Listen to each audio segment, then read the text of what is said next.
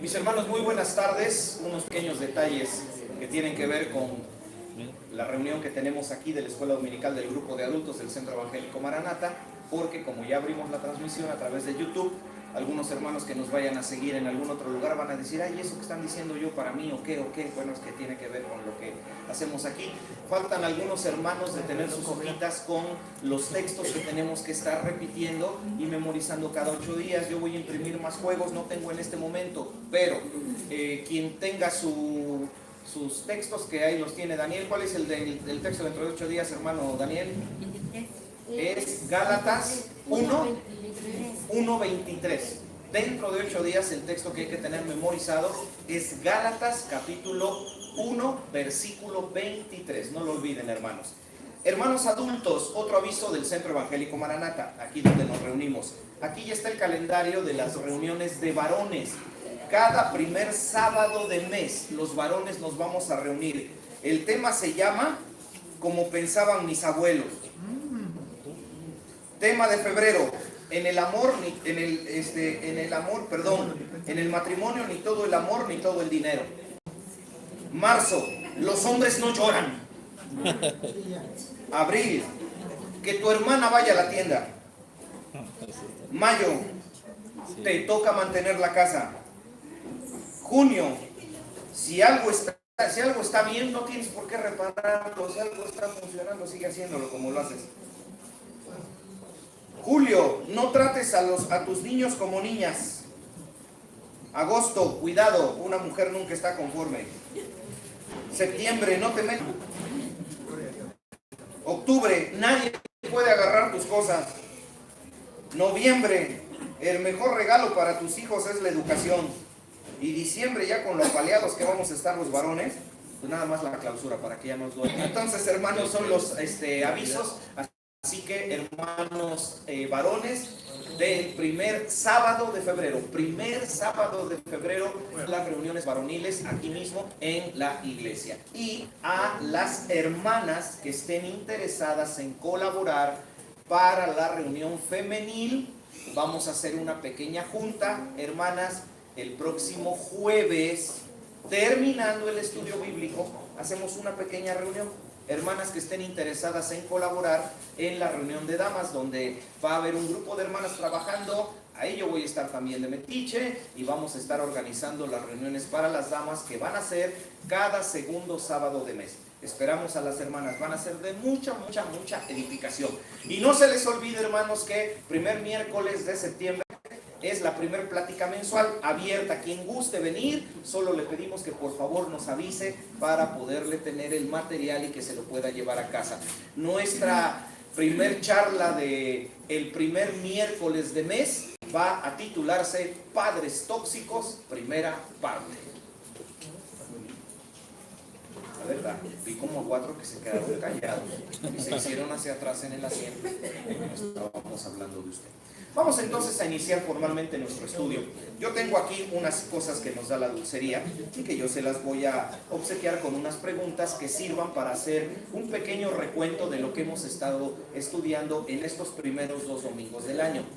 Ahora, en este 2019, aquí en el Centro Evangélico Maranata, en Orizaba, Veracruz, México, y que invitamos a quienes nos siguen a través de YouTube a que nos visiten en la ciudad de Orizaba, Poniente 13, número 15, en la colonia centro de esta ciudad. Aquí estamos estudiando los domingos la carta del apóstol Pablo a los Gálatas. Y ya hemos aprendido que el apóstol Pablo escribe esta carta, que hoy en nuestras Biblias dice simplemente la carta de Pablo a los Gálatas. Hemos aprendido que Pablo dirigió esa carta y la escribió teniendo en su mente a un grupo de iglesias que vivían en la zona sur de la región de Galacia. Y esa región de Galacia formaba parte de una provincia conocida como Asia. Exactamente, hermano Luis.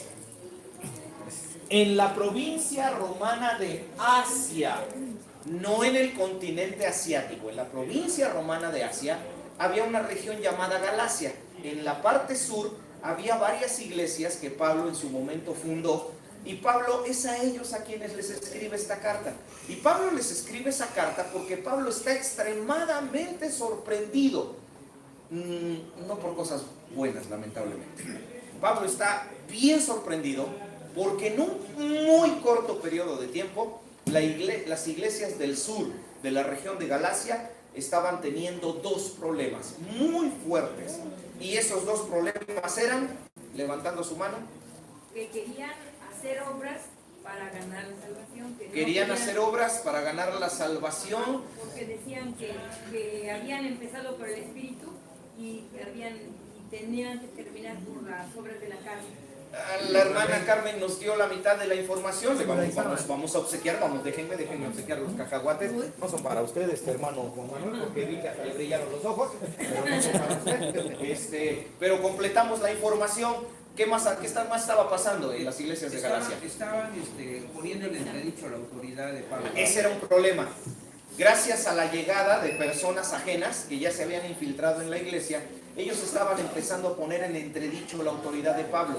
Cuestionaban que Pablo tuviese la capacidad de ser su mentor y su maestro. Pero ese otro problema que nos falta completar a lo que dijo la hermana Carmen, atrás.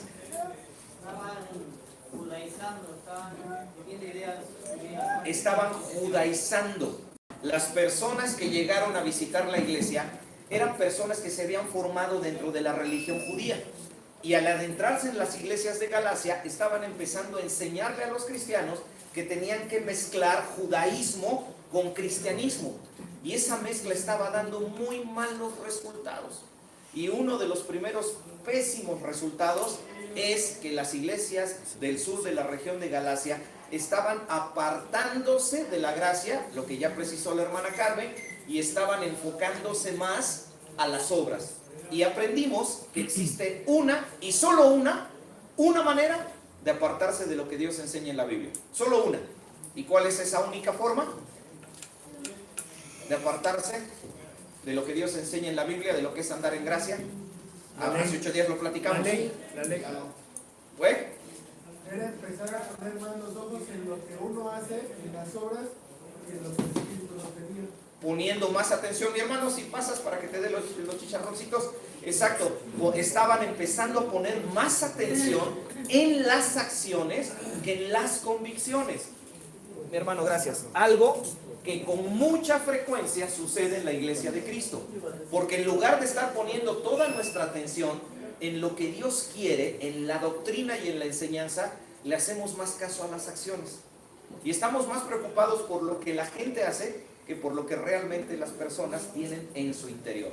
La iglesia en Galacia estaba enfrentando serios problemas. El tema de hoy, hermanos, tiene que ver con Pablo, porque después de que Pablo da una como introducción y una fuerte exhortación, ahora lo que Pablo hace, hoy lo vamos a ver, es que Pablo habla de cómo lo llamó Dios, y dentro de 8 días veremos cómo fue el proceso de crecimiento espiritual de Pablo. Y por favor, aunque dentro de 8 días haya aniversario, no quiere decir que la reunión es hasta las 4 de la tarde, que es la vistecisa.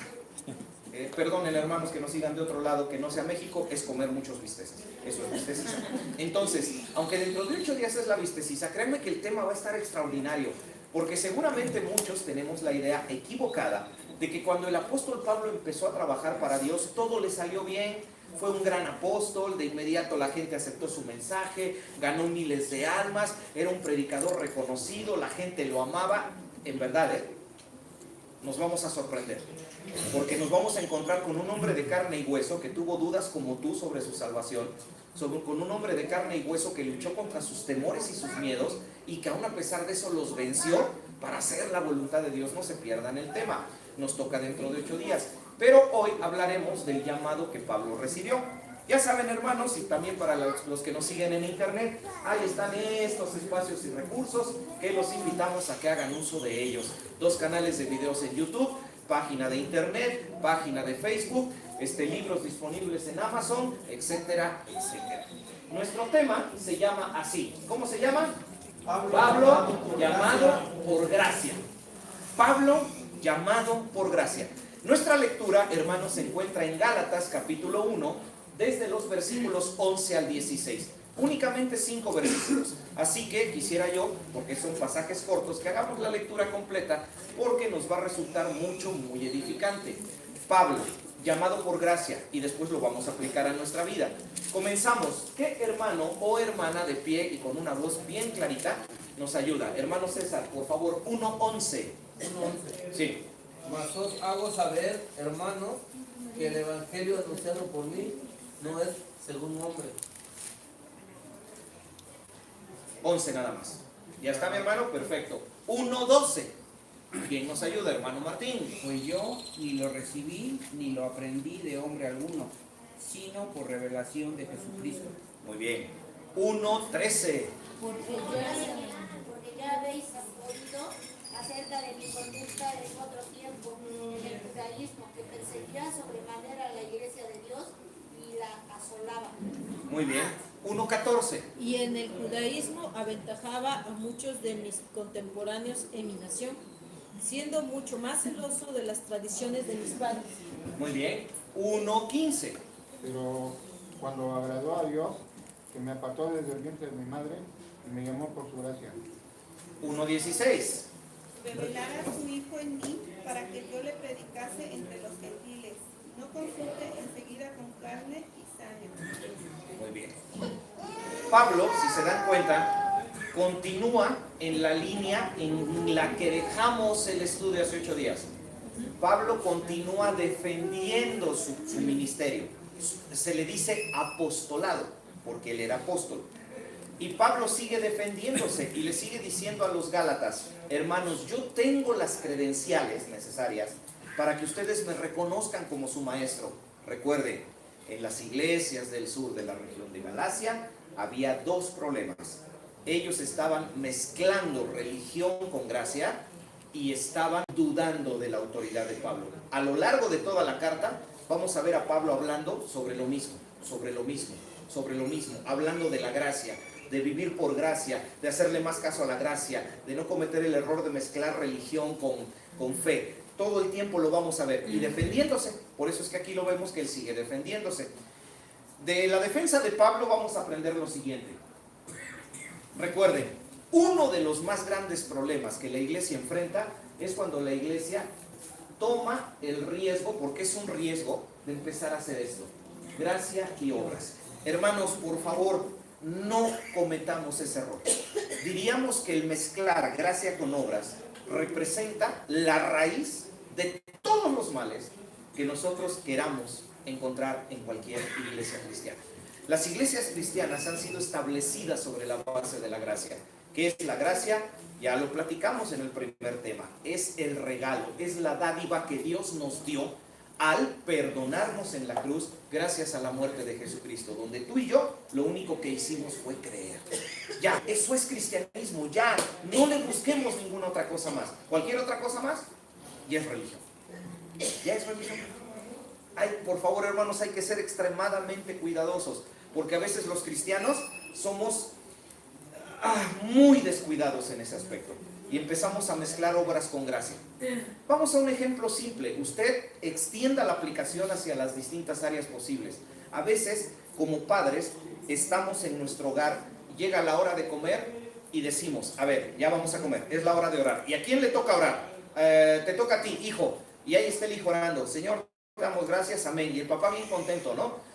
Son mi hijo, ora por los alimentos. Le está reprobando todas las materias. Es bien grosero. Le agarra el dinero. Pero ¿y ahora? Mi hijo está orando. ¿Se dan cuenta lo fácil que es mezclar obras con gracia? Donde me preocupo más porque las cosas se vean bonitas, aunque no sirvan para nada. ¿Alguien ya definió eso de una manera muy simple? Sí, fue Jesucristo.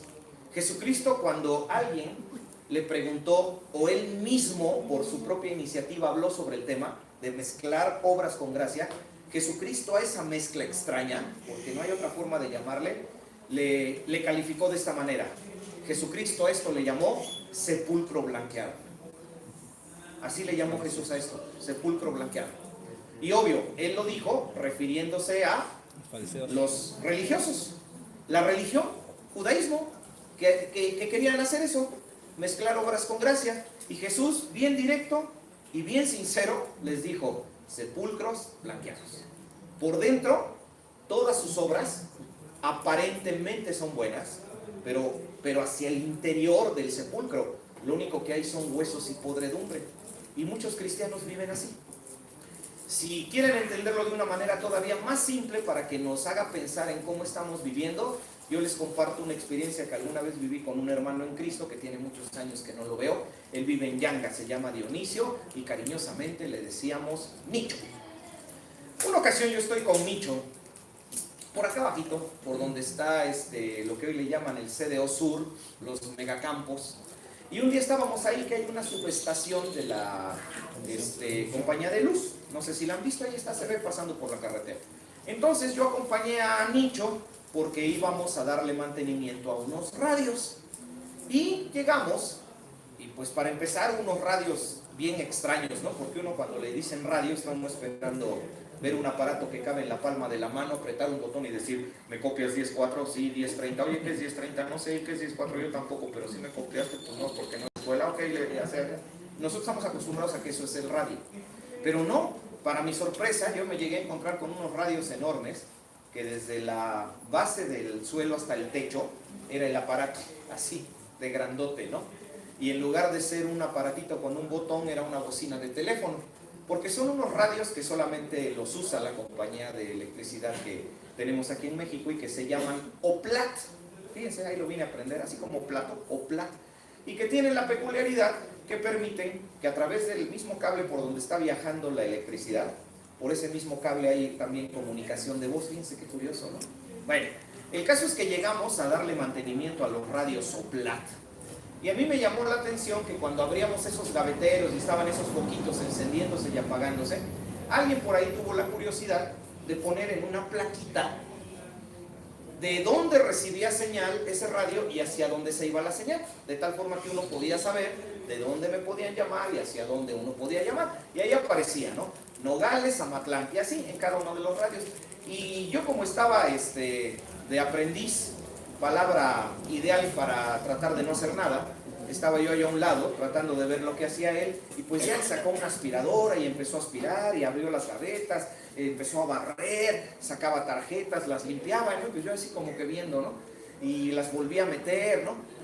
Y me llamó la atención que yo vi que había 3 de esos radios, y en la parte de abajo de los radios se veía un gran manojo de cables, todos bien organizados obviamente, que salían de la parte baja del radio y que ya se metían hacia abajo de la tierra. Entonces, por lógica, yo asumí que ya a través de esos cables iban y venían las señales, ¿no? Pero me llamó la atención que en el tercer radio no había cables. El radio estaba encendido y todos sus foquitos prendían y apagaban, pero no había cables. Y ya después de que él termina de limpiar y llega el momento del desayuno, que es sagrado, yo le pregunto, le digo, oye Nicho, ¿y este radio de dónde a dónde recibe? Y ya me dice el hermano Dionisio, mira, este radio viene de aquí, va para allá. Oye, ¿y este segundo radio hacia dónde viene y hacia dónde va? Mira ese. Y este tercer radio me dice, no, pues ese tercero no sirve. Le digo, pero si no sirve, ¿para qué está encendido? Pues nada más para que el aparato esté funcionando y se mantengan los componentes ahí trabajando. Le digo, por eso es que no hay cables abajo. Sí, dice, porque ni recibe señal ni manda señal. Digo, oye, qué curioso. Sí. Y le digo, oye, pero entonces, ¿por qué lo limpias? Si no se usa. Y me dijo Nicho, es que a los jefes lo único que les interesa es venir, que las cosas se vean bien por fuera, aunque no sirvan para nada. Y se me quedó eso.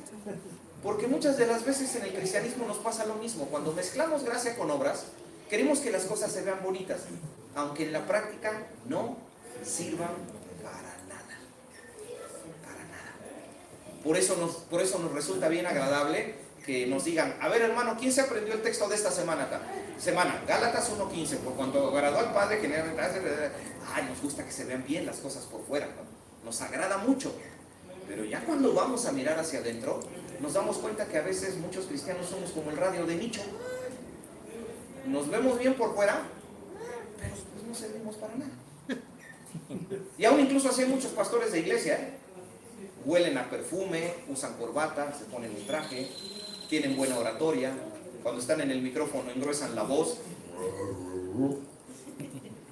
Y desde que se volvió popular Marcos Witt, muchos empezaron a acentuar más la S, ¿no? Hermanos. Bendecidos somos en la presencia de nuestro Dios. Bueno, no sé por qué le hagan así, no sé si sea alguna moda, pero bueno. Y hay muchos que les gusta eso.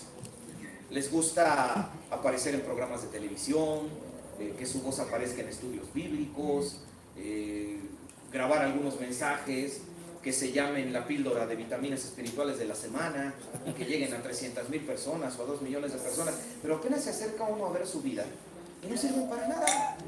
Fuera de eso no sirven para nada. Entonces, hermanos, hay que tener mucho cuidado, porque esta es la esencia de la carta a los Gálatas, el no cometer ese error, porque ahí es a donde arrancamos nuestro estudio, porque ahí es a donde Pablo quiere que nos concentremos.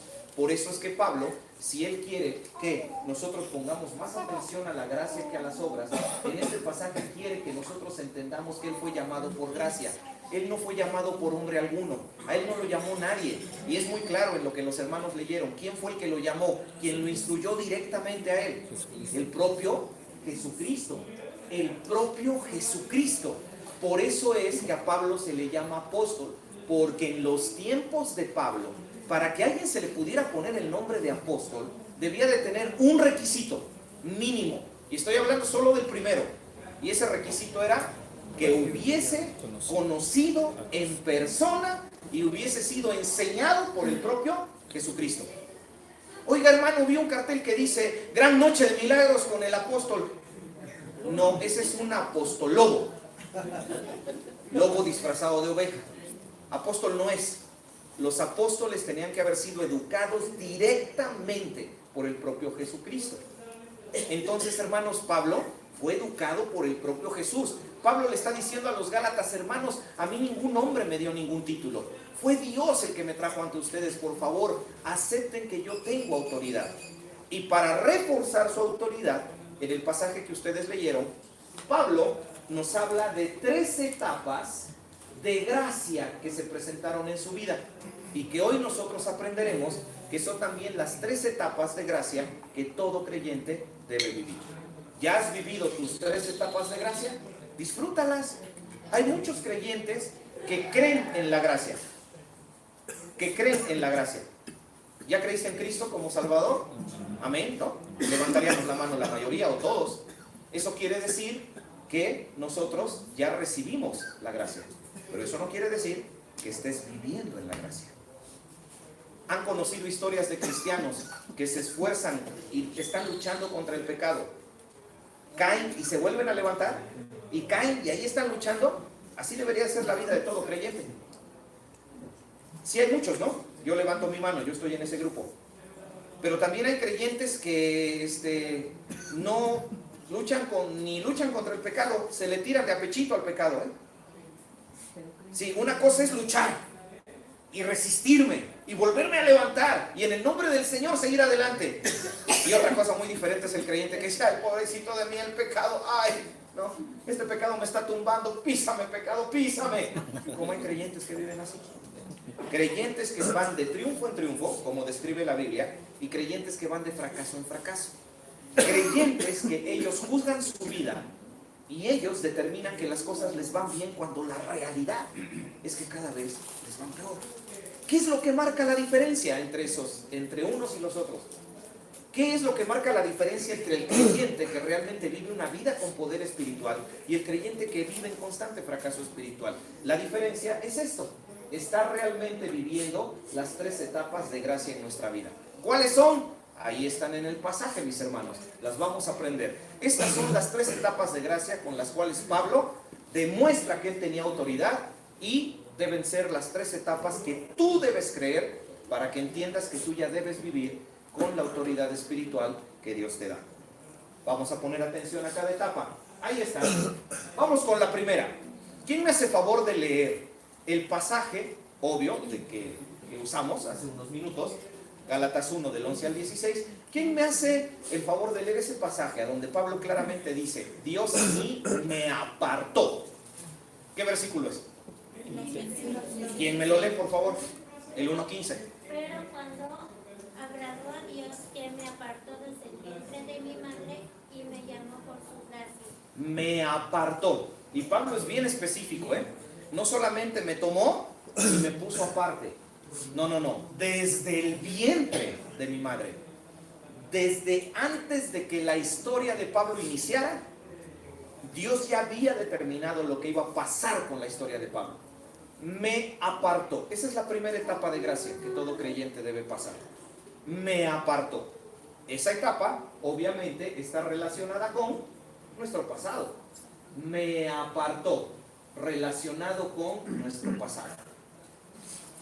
Mis hermanos, ¿cómo se llevan con su pasado?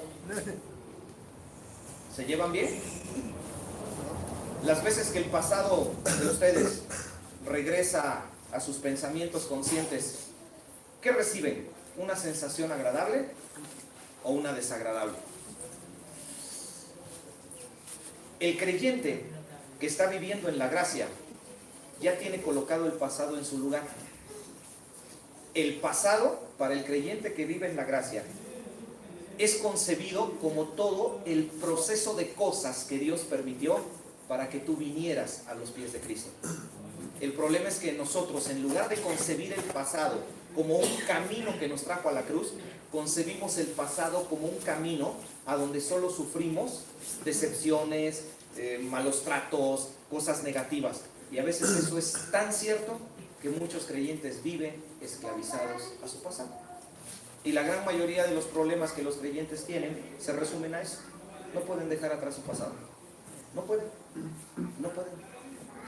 Naciste varón, qué bendición. En un hogar a donde tu mamá no se cansó de decir que estabas bonito, que le saliste blanquito, que ojitos bichos, que tienes la barbita de tu mamá, que te saliste con la naricita de no sé quién, que todos tus primos están bien prietos, que tú estás blanquito, que ya pasaron 30 y pico de años y tú sigues coleccionando mujeres y brincando de cama en cama porque no puedes hacer a un lado tu pasado, porque sigues creyendo que las mereces a todas. Y eres cristiano. Y no estoy diciendo por ti, estoy solo poniendo un ejemplo. Y vamos a la inversa, ¿no? También con las mujeres, ¿no? Creciste en un entorno destructivo, te hicieron mucho daño, te lastimaron, te dolió, te abandonaron, no te sentías nada, baja autoestima, te hicieron sentir que eras un mueble más de tu casa, nunca hubo abrazos, nunca hubo cariño, no estuvo papá, no estuvo mamá. ¡Ya pasó! ¡Es tu pasado! Ya después de 30 y pico de años, sigues tolerando relaciones destructivas y sigues conviviendo con hombres que te denigran simplemente porque no puedes dejar atrás tu pasado. Ah, pero eres cristiana y dices aleluya, gloria a Dios, alábalo. Y no puedes dejar atrás tu pasado. Hay una ilustración bien simpática que una hermana de Nueva York una vez publicó y que yo la leí, se me hizo muy interesante. Esta ilustración relata a dos monos, dos gorilas, dos monos grandotes que van por la selva y que de momento resulta que al cruzar un río los monos se encuentran. No sé por qué usó monos la ilustración, pero bueno, yo se la relato como la leí. Cuando llegan a un río está ahí una exploradora, una mujer exploradora ahí que no puede cruzar el río. Dora la exploradora, no creo que haya sido porque ella estaba un poquito más grande y Dora está chiquita. Y resulta que esta exploradora no puede pasar y le pide ayuda a los gorilas y uno de los gorilas la carga y ahí van cruzando el río, terminan de cruzar el río, la exploradora se va por su lado, los monos se van por su lado y se van platicando los monos, ¿no? Y uno le dice al otro, oye, esta mujer, ¿cómo? ¿Por qué no se fue a dar la vuelta y buscó por dónde? ¿Por qué a fuerza que la cargaras, no? Unos metros después, oye, pero qué bárbara, pues que no podía cruzar, si el agua nada más llegaba acá, nada más quería aprovecharse. Y al poco tiempo, oye, hasta que llega un momento que el otro mono se detiene y le dice, oye, espérate, yo ya la dejé 3 kilómetros atrás, ¿por qué la sigues cargando? Y hay muchos creyentes que así se pasan la vida, cargando cosas que ya no deben cargar, remoliéndose acá adentro. Es que tu padre me lastimó. Ajá, ¿ya te lastimó qué? ¿Qué? ¿Ya? ¿Qué? ¿Vamos a una tienda para lastimaduras de padre? No hay curitas, hermana. Es más, vayan al Congo Rojo, pregúntenle al doctor que está ahí. Ahí le fabrican hasta crema para los hongos de los pies, pero no fabrican todavía pomadas para el alma. O vayan al Arca de Noé, que está ahí sobre la Poniente 9, donde venden el aceite de ballena. Ya no. ¿Ya cerró el arca de Noé? Bueno, entonces vamos todavía algo más viejo. Aureoles, que ya cerró, ¿no? La botica de Aureoles acá, que iba uno a conseguir remedio para lo que fuera. Sí, no hay todavía remedios para el alma. Y entonces, ¿qué vas a hacer? ¿Te vas a pasar los próximos 30 años de tu vida frustrado, molesto, enojado con la vida, blasfemando, enojándote? Con cualquier persona con la que hables de inmediato te va a brotar toda esa ira que tienes. Hermanos, ¿cómo se llevan con su pasado?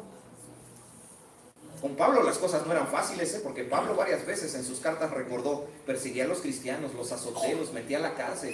Es más adelante lo leeremos dentro de 8 días. Consentí en la muerte de Esteban, me regocijaba yo cuando los cristianos se morían. El pasado de Pablo no era una carga nada fácil, nada fácil, pero él ya estaba en paz con su pasado, porque Pablo entendió que todo eso formaba parte de me apartó.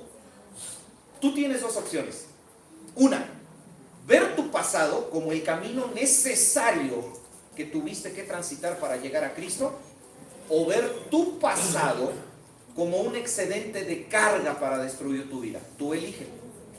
Tú elige. Pero si ustedes, hermanas, están casadas con un hombre que elige lo segundo, fírmenle el divorcio ya. No hay que estar con personas tóxicas, porque nos intoxican, nos echan a perder la vida. Qué terrible como hijos es vivir con padres tóxicos. Nos destruyen la vida, nos irritan, todo lo tornan irritante, desesperan. Qué terrible es vivir con esposas tóxicas. O sea, no logran sacar su pasado. O sea, ya apenas si salieron del pasado y quieren seguir controlándolo todo como si fueran Dios. O sea, ya tranquila. Eres esposa, no eres dueña de nadie, no eres dueña de nada. Pero el pasado no nos permite. ¿Cómo se llevan con su pasado, hermanos? ¿Ya está en el lugar donde tiene que estar o todavía duele? Si todavía duele, ustedes no han superado esta primera etapa de gracia. Y todo creyente ya debería superar esa etapa de gracia. Me apartó. Pablo cometió pecados terribles, espantosos, es cierto. Tal vez tú has cometido iguales o peores pecados. Pregunta: esos pecados que tú sabes que cometiste y que Pablo recordó en sus cartas, ¿alguno de ellos tomó por sorpresa a Dios? Piénsenlo. El más crítico de todos los que Pablo menciona, no sé si calificarlo así, la muerte de Esteban, que Pablo dice que él consentía en la muerte de Esteban. Y ahí estaba él con la multitud diciendo: mátenlos, sediento de sangre. Él quería ver morir a los cristianos. Ese pecado terrible, ¿no? De estar participando, queriendo que se le quitara la vida a Esteban, y que Pablo lo recuerda un par de veces en sus cartas. Mis hermanos, pensemos en ese episodio tan fuerte en la vida de Pablo, tan terrible de su pasado. ¿Eso tomó por sorpresa a Dios? ¿Dios no sabía acaso que Pablo iba a hacer eso? ¿Dios lo sabía desde cuándo? Desde antes de que Pablo naciera. Tan fácil que hubiera sido para Dios simplemente poner un tope para que Pablo fuera otra persona diferente. Y sin embargo Dios no lo hizo, porque Dios entendió que todo era parte de un proceso para que Saulo se convirtiera en Pablo. Desde antes del vientre de mi madre, Dios llamó a Miguel Montoro, pero yo elijo en este momento ser conocido como Miguel Montoro o ser conocido como hijo de Dios. ¿Cómo andan con su pasado? ¿Cómo andan? Porque si todavía el pasado, hermanos, está generando problemas en su vida, la primera etapa de gracia no la estamos viviendo. Y entonces no vamos a poder vivir vidas victoriosas. ¿Cuántos cristianos ya podrían estar viviendo y haciendo cosas maravillosas para Dios? Y sin embargo ahí están detenidos. En un estatismo, en una condición estática que desespera y entristece. Donde uno ve tanto potencial, pero ese potencial no se desata. Simplemente porque nosotros queremos dejar nuestro presente prometedor para regresar a martirizarnos con nuestro pasado. Cuando Dios ya nuestro pasado lo perdonó en la cruz. Y mientras tú regresas a martirizarte, Dios desde el cielo te ve. Y no sé si así haga, pero es lo que me imagino. Y Dios, yo me imagino que nada más sabe hacer así, ¿no? Pero Dios no puede hacer nada, porque es tu pasado, no es el pasado de Dios. El de Él es sin pecado, el tuyo no. Entonces, hermanos, ya conquistemos esa área de gracia. De lo contrario, nuestra vida no va a ser como la vida de Pablo. Nosotros nos vamos a volver judaizantes, que nada más vamos a andar viendo qué hace la gente, quién se porta mal, quién se porta bien. Ay, el hermano ¿te enteraste que en aquella otra iglesia, ya viste el hermanito? Ay, no se ha casado, ya se casó 10 veces, ya se casó 50 veces. Ay, mira a su hijo cómo se porta, ahora mira a su hija, ay, sus nietos. Nada más vamos a vivir haciendo eso. Porque como estamos tan mal con nuestro pasado, nuestros ojos ya se acostumbraron tanto que solo nos gusta mirar pasado, tanto el nuestro como el de la demás gente. Pero cuando ya entendimos que esta etapa de gracia la tengo que superar, entonces ya estamos en paz con el pasado y podemos decir como Pablo, me apartó desde el vientre de mi madre y le agradezco a Dios por cada experiencia que viví, porque esas experiencias fueron las que me hicieron la persona que soy, pero ya no me dominan, porque ya no me dominan. Es que ¿cómo fui un borracho? Sí, exacto, fui. Esa es la clave. Pero si tú me dices, es que fui, pero a veces, entonces ahí ya no. La gracia ya no está haciendo su trabajo en tu vida, no se lo estás permitiendo. ¿Sí? Es muy importante. Segunda etapa de gracia, me llamó. ¿En qué versículo está? En el mismo 15, ¿no? ¿Quién me hace favor de volverlo a leer? Para remarcar el mensaje de la palabra. ¿Quién lo lee? Otra vez. 1:15. Pero cuando agradó a Dios, que me apartó desde el vientre de mi madre y me llamó por su gracia. Me apartó, primera etapa de gracia, y segunda etapa de gracia, me llamó. Esta segunda etapa de gracia ya tiene que ver con el llamamiento de Pablo. Esta con su pasado, antes de Cristo. Esta con el momento en que se encontró con Cristo. ¿Cuándo se encontraron con Cristo? ¿Lo recuerdan? Quisiera que se posicionaran ahí por un momento, si pueden. Si solo recuerdan vagamente las circunstancias, no importa, lo más que puedan recordar. Lo más que puedan recordar. Obvio, si damos voz, pues cada uno platicaría sus experiencias, la forma en que fue. No tenemos el tiempo para extendernos, pero ahí en su lugar ayúdenme. Ubíquense, posiciónense en ese momento en que ustedes se encontraron con el amor de Dios y en ese momento dijeron, ya, yo necesito ser hijo de Dios, esto ya no puede seguir igual. Piensen cuándo sucedió eso, cada uno. Al estar haciendo uso del micrófono, personalizo el comentario, ¿no? En el caso mío,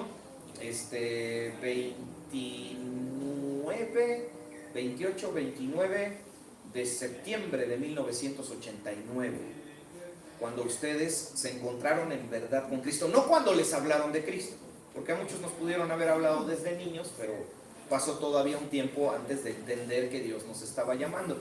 Posiciónense en su momento en que fueron a la cruz. Imagínense en la cruz, tal y como la escena que nos pintan los evangelios.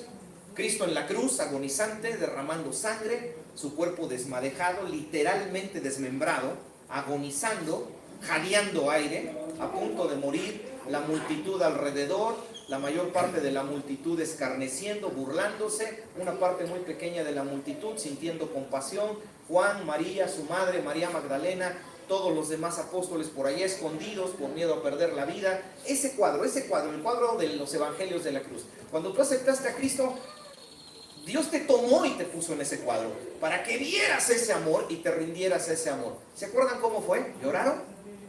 Se sintieron conmovidos, escalofríos en su espalda, la piel, como decimos, ¿no? Se nos puso chinita, los vellitos se erizaron, sintieron ganas de llorar, o tal vez por tu propio temperamento, porque en esto no hay protocolos ni reglas, o tal vez por tu propio temperamento simplemente dijiste, sí, yo lo necesito, y ya. Y a lo mejor la persona que te estaba evangelizando quería verte tirado en el suelo haciéndote pedacitos y tú nada más bien tranquilo, sí Señor, te acepto, ¿no? Y el otro, pero dile algo más, pues ya se lo dije, pero llora, pero pues es que no tengo ganas, ¿no? O sea, porque depende de los temperamentos, no tiene nada que ver con una receta. Pero imagínate cuando tú fuiste a la cruz. Y ahora la pregunta importante es, ¿en la cruz dejaste todo lo que tenías que dejar? Porque esa es la parte importante. ¿Dejaste todo lo que tenías que dejar en la cruz?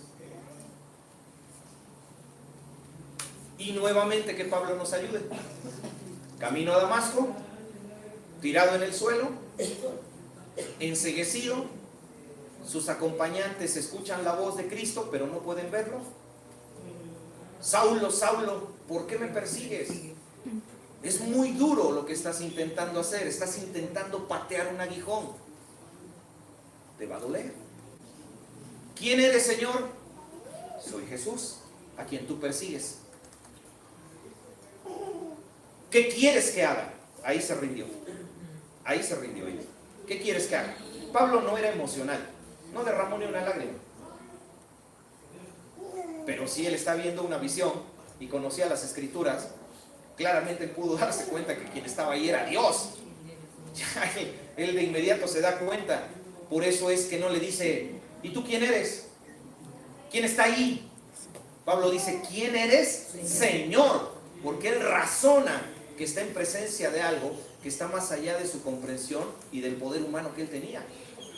Y entonces Cristo le dice, entra a Damasco y se te dirá lo que tienes que hacer. Dice la Biblia que él se levantó y sin cuestionar entró a Damasco a esperar que se cumpliera lo que Cristo le había dicho. ¿Cuándo se iba a cumplir? ¿Cómo se iba a cumplir? Lo único que le dijo es, entra y espera. Y Pablo entró y esperó. Lo que quiere decir que ese hombre ya se había convertido. Ya había dejado de ser el fariseo que le gustaba controlarlo todo. Y en segundos se había convertido en un hombre que era capaz de decir, Señor, que pasen las cosas cuando tú lo digas. Como tú lo digas. ¿Por qué Pablo logró ser así en cuestión de segundos? Porque él llegó a la cruz, miren, se sacó todas sus cargas, las puso al pie de la cruz y siguió caminando. ¿Está en orden tu pasado? Bien, excelente. Ya no duele el pasado. Extraordinario. Primera acción de gracia en tu vida. Sigue viviendo así. Segunda acción de gracia. Llamado. Me llamó. Cuando llegaste a la cruz, todo se quedó en la cruz. Porque tal vez tu pasado ya no te duele. Pero no dejas de mentir. No dejas de mentir para conseguir lo que quieres. Entonces, en la cruz no se quedó la mentira. Tienes ganas de estar cerca de Dios. Tu corazón siente el deseo de estar cerca de Dios. Entonces, ¿por qué vienes un domingo y te ausentas 4? Y después llegas 2 y te desapareces 2 meses. ¿No acaso quieres estar con Dios? ¿No acaso tienes deseos de oír la voz de Dios, de aprender de Dios y de que Dios actúe en tu vida? Entonces, ¿por qué te pasa eso? Porque hay cosas que no dejaste en la cruz. No las dejaste. Tu pasado ya está en orden, pero tu ser interior no lo está. Porque todavía hay cosas que debiste haber dejado al pie de la cruz y no lo hiciste. Mientras no lo hagas, entonces no vas a poder disfrutar de esta segunda etapa de gracia. Primera etapa de gracia, me apartó, mi pasado ya está en orden. Segunda etapa de gracia, me llamó, entregué todo lo que tenía que entregar en la cruz. Y ahora solo vivo para hacer su voluntad. Hermano, ¿cómo puedo darme cuenta si la primera etapa de gracia no la he superado? Si el pasado duele, no la ha superado. ¿Cómo puedo, hermano, darme cuenta si la segunda etapa de gracia que tiene que ver con mi llamado no la he superado? Si sigues siendo igual de como eras antes de la cruz, no has superado esa etapa. Y viene la tercera etapa, para revelar a Cristo. Me apartó desde el vientre de mi madre y me llamó para revelar a Cristo. ¿En qué versículo dice? ¿Quién me hace el favor de leer el 16, último versículo, para concluir la parte final? 16, 1:16. Hermano César. Revelar a su Hijo en mí para que yo predicase entre los gentiles. No consulté enseguida con carne y sangre. Para revelar a su Hijo en mí. Revelar a su Hijo en mí. La palabra griega que se usa en el Nuevo Testamento y que es traducida al español como revelar, literalmente, si la tomáramos del griego y la pasamos así, literal al español, no diríamos revelar. Ya el decir revelar es ajustar gramática, que se entienda mejor, pero no es una transmisión literal. Si nosotros la palabra griega que se utiliza para revelar la tradujéramos literalmente, traduce esto: correr el velo. Correr un velo.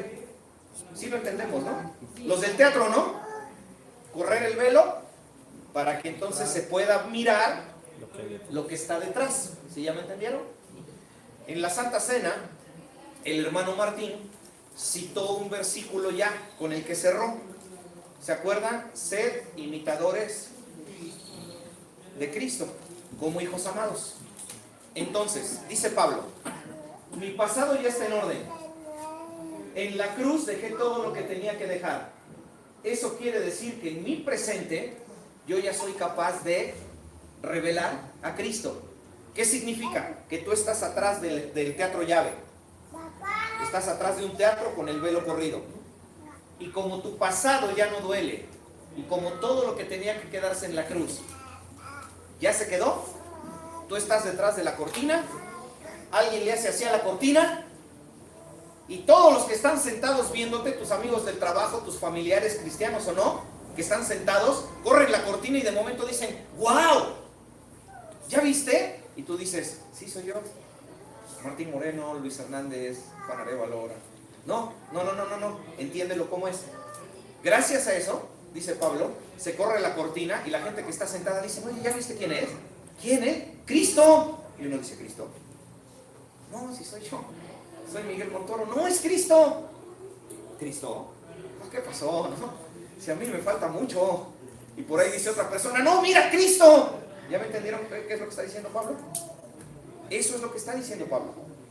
Que gracias a que el pasado ya no duele y gracias a que en la cruz se quedó todo lo que se tenía que quedar, ahora ya se corre la cortina y entonces yo ya estoy revelando a Cristo, dando a conocer a Cristo, de tal forma que las personas me ven a mí, debieran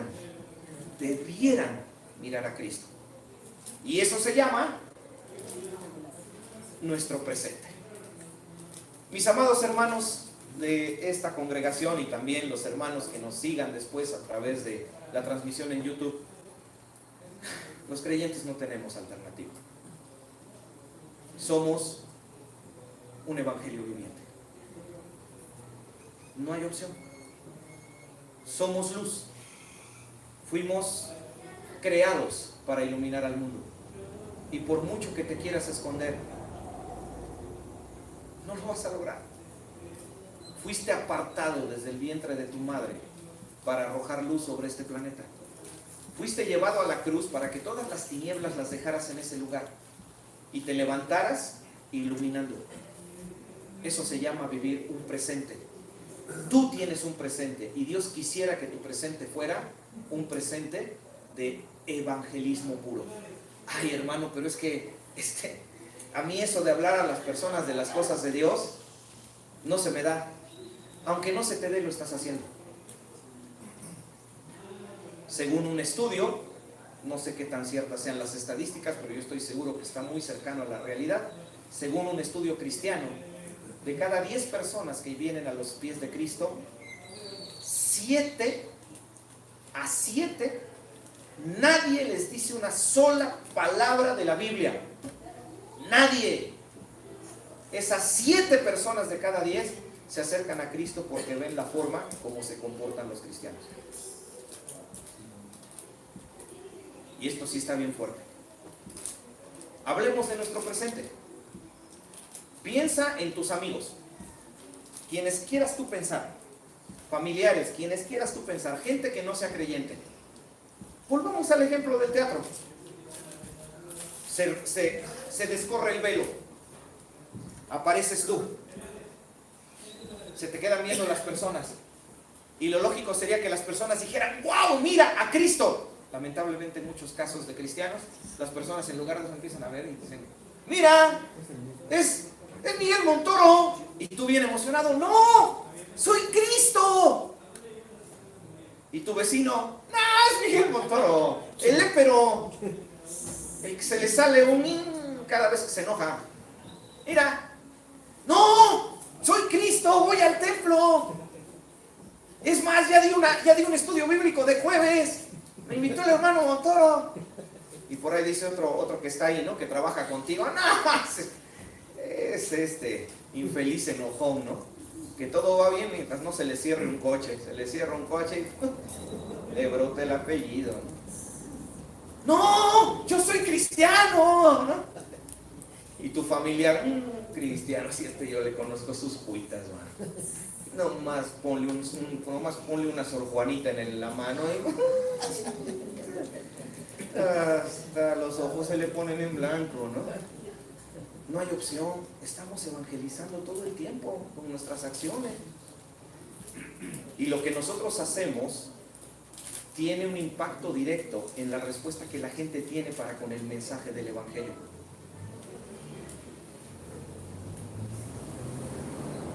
¿Sabían ustedes que, y no estoy exagerando, en muchos lugares del mundo ya no hace falta evangelizar? Hablemos, por ejemplo, de nuestra ciudad, pequeña, 350,000, 360,000 habitantes. En verdad, ya es raro encontrar una persona que no haya escuchado del mensaje de Cristo. Es muy extraño. Habla usted con cualquier persona y le dice que cuando era niño o cuando era joven, o ya en los centros urbanos de este planeta, prácticamente ya todos han escuchado de Cristo. ¿Por qué entonces no están formando parte de la iglesia de Cristo? Porque en cuanto les preguntas un poco más, siempre te dicen, es que yo sí me congregaba, pero empecé a ver, ¿o no es verdad? Sí. Lamentablemente sí.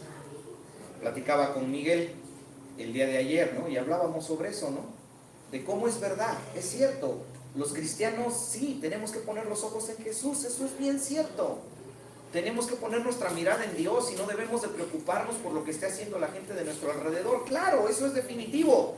Pero también platicábamos que eso no nos quita la responsabilidad de que nosotros tenemos que actuar como Dios quiere que lo hagamos. 3 etapas de gracia. Si tú te concentras en ellas y te esfuerzas en aplicarlas a tu vida en verdad va a cambiar. ¿Cuánto tiempo tienes de creyente? ¿20, 30 años, 15, 1, 10, 6, 7, 8? ¿Sigues siendo igual? ¿Siguen tus mismos problemas? ¿Tu vida no crece espiritualmente? ¿No logras desarrollarte como una mejor persona? Una de estas está fallando. Una de estas está fallando. ¿Cuál es? Esa te corresponde determinarla a ti, gracias a la acción que el Espíritu Santo a través de estas palabras esté ejerciendo en tu corazón. ¿Cuál sería el consejo final? Si ya encuentras cuál está fallando, ya ponla en orden. Porque si no, te volveremos a ver dentro de 10 años sentado en este mismo lugar. Habrás ingerido otros 520 sermones, pero vas a seguir siendo exactamente igual.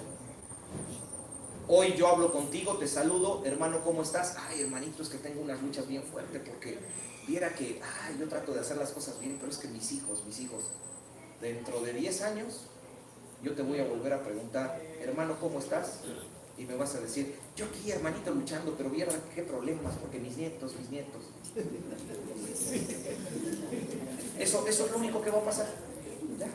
Ahora, tú dirás, ¿y cuál es el problema? Bien sencillo. No quieres los próximos 20 años de tu vida, no te los quieres pasar en paz, con equilibrio, viendo crecer a tus hijos con temor de Dios, tomando buenas decisiones, que no cometan los mismos errores que tú cometiste, que vivan vidas espirituales más fuertes. ¿No te gustaría verlos más estables? ¿No te gustaría verlos con buenos trabajos? ¿No te gustaría verlos que tengan lo necesario para comer y que no tengan que andar mendigando con alguien para que por un poco de misericordia les dé unos 4 panes y una caja de leche? ¿O te quieres aventar esos 20 años como te has aventado los últimos 20? Porque si así quieres, no, pues entonces ignora esto, ¿no? Ya, olvida el mensaje ya. Vámonos. Síguele como vas. Pero si realmente lo que tú quieres es que Dios impacte tu vida, tienes que entender que hay que vivir estas tres áreas de gracia. Por eso Pablo tenía argumentos para presentarse en Galacia. Porque a Pablo Nadie podía decirle nada ni de su pasado, ni de su llamado, ni de su presente. Y eso es lo que marcaba la diferencia entre Pablo y cualquier otro de esos judaizantes que estaban echando a perder a las iglesias de Galacia. No echemos a perder nuestra vida, no echemos a perder la vida de los que están a nuestro alrededor. Vivamos nuestras 3 etapas de gracia. Hermanos, oremos y que el Señor sea a través de su Espíritu el que nos lleve a cada quien, porque esto ya es personal, a encontrar, conducirnos al lugar donde está lo que tenemos que cambiar. Y si esto les representa a ustedes el deseo de preguntar sobre algo específico, tengan la confianza de acercarse con cualquier hermano o hermana a quien usted considere maduro que lo puede ayudar. No cometa el mismo error de siempre, ¿no? Que tiene usted problemas con la mentira y le va a pedir consejos a un mentiroso. Tiene usted problemas con una adicción y le va usted a pedir consejo a otro adicto, ¿no? ¿Por qué no entonces mejor, si usted siente esa necesidad, ubique a alguien que le pueda ayudar y tenga la confianza de acercarse con alguien? Oye, mira hermano, está pasando esto, ayúdame, quiero cambiar esto, ¿cómo le hago? Créanme que a veces en el lugar donde menos nos imaginamos puede estar la voz de Dios para conducirnos a lo que debemos de hacer para poder vivir estas 3 áreas de gracia, para que así nuestra vida realmente respalde lo que nosotros creemos. Porque por eso Pablo tenía autoridad para llamar la atención. Su pasado estaba en orden, su llamado estaba en orden, su presente estaba en orden. Y así debiera ser con la vida de todos los creyentes. Oremos para concluir, hermanos. Señor y Dios eterno, te agradecemos por este tiempo en que nos has brindado comunión con tu persona. Y no solo eso, sino que nos estás brindando una riqueza de sabiduría maravillosa en la carta de Pablo a los Gálatas. En este momento en que en esta congregación hemos decidido, Señor, este año, en los primeros 4 o 5 meses, estudiar lo más profundamente posible la carta de Pablo a los Gálatas. Difícil situación, Señor, la que vivían nuestros hermanos hace 2000 años en las iglesias de Galacia. Personas que habían creído en Cristo, personas, Señor, que tenían unas grandes ganas, Señor, de servirte. Hermanos nuestros que habían ya puesto en orden su pasado. Hermanos nuestros que habían respondido efectivamente a su llamado, pero que lamentablemente estaban viviendo un presente que les estaba ocasionando muchos tropiezos, porque, Señor, terriblemente y debido a la intervención de estas personas a quienes se les llama judaizantes, a través de mezclar las obras, ellos estaban destapando lo peor de su pasado y de su llamado. No permitas que esto suceda con nosotros, Señor. Nosotros somos como la iglesia de Galacia, no nos diferenciamos en nada, hemos creído en ti, y como ellos, estamos en el riesgo de que algo nos aleje de lo que ya hemos creído. Así que tenemos para esta semana 3 encargos. El primero, ir a nuestro pasado. ¿Ya no duele? ¿Ya está todo donde debe de estar? Pero que si lo vamos a hacer, seamos honestos. Porque a veces nuestras expresiones de yo ya estoy bien con mi pasado son más bien una expresión de soberbia que una expresión de verdadera tranquilidad.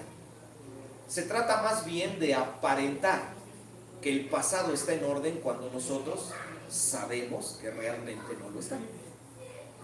Y si descubrimos, Señor, que hay algo en el pasado que aún todavía nos tiene esclavizados a nosotros mismos, que nos acordemos que ese pasado ya fue juzgado en la cruz, ya no debería de lastimarnos. Tú te encargaste de perdonar nuestro pasado cuando pecamos, por muy terribles que hayan sido nuestros pecados, desórdenes de carácter emocional, de carácter sexual, vicios, adicciones, drogadicción, aún las cosas más espantosas que hayamos hecho. Ninguna de ellas te tomó por sorpresa. Tú ya sabías que las íbamos a hacer. Y aún a pesar de eso, Señor, tú permitiste que pasaran, porque tú sabías que era la única manera en que nosotros íbamos realmente a valorar tu gracia. Ahora no permites que la desvaloremos, que nos volvamos agradecidos, no malagradecidos, que el pasado lo tengamos en el sitio correcto en el que debe de estar. Y ya no duela, Señor, y simplemente veamos el pasado como una gran serie de aprendizajes que hoy nos pueden ayudar a ya no cometer los mismos errores que antes nos lastimaron. Ayúdanos a atender el área espiritual de nuestro llamado. ¿Qué fue lo que pusimos en la cruz? ¿Entregamos todo lo que había que entregar? ¿En la cruz se quedó cualquier cosa que hoy nos pudiera causar un problema? El presente. ¿Cuál es el mensaje que la gente ve cuando el telón del teatro se descubre y ahí estamos parados a mitad del escenario. ¿Están viendo a Cristo? ¿O la mayoría de las personas simplemente al vernos detrás de la cortina se levantarían decepcionados y abandonarían el teatro? Ayúdanos a entenderlo, Señor, porque a través de estas 3 áreas de gracia nos estás dando el camino para llevar vidas victoriosas, como Pablo, que fue capaz de poner en orden estas 3 áreas, y por eso, con autoridad, él pudo plantarse frente a la iglesia de Galacia y hablarles con una severidad y dureza como no lo hizo en ninguna otra de sus 12 cartas. Era una iglesia que lo necesitaba, requería una atención urgente, y tal vez alguien hoy esté necesitando atenderse de la misma manera, con la misma urgencia que le sucedió a los Gálatas. Que si es así, Señor, tengamos la confianza de buscar a alguien, o si ya tenemos la capacidad suficiente de ir a buscarte a ti en oración para poner en orden estas 3 áreas, y que tú realmente, Señor, empieces a darnos verdadero crecimiento espiritual. Llévanos con bendición, Señor, que el Espíritu cumpla y complete la obra que está haciendo en nosotros, para que nosotros, Señor, no solamente seamos oidores, sino hacedores de lo que hoy hemos recibido. Despídenos con bendición, Señor, y danos la mejor tarde posible, y en una oración general, pues orar, Señor, por la salida de la estación fría en esta parte de México. Suplicarte, Señor, que esto no genere o genere el mínimo o la mínima cantidad de problemas respiratorios, Señor, en nuestros hermanos, en nuestros pequeñitos, en nuestros hermanos adultos, y que nos puedas mantener en salud, Señor, porque nuestro cuerpo físico es el único vehículo que tenemos para cumplir tu voluntad y honrarte. Lo ponemos pues todo esto en tus manos, Señor, llévanos con tu bendición. En el nombre de Jesús oramos. Amén. Gracias, hermanos, estamos despedidos, cerramos la transmisión. Dios les bendiga.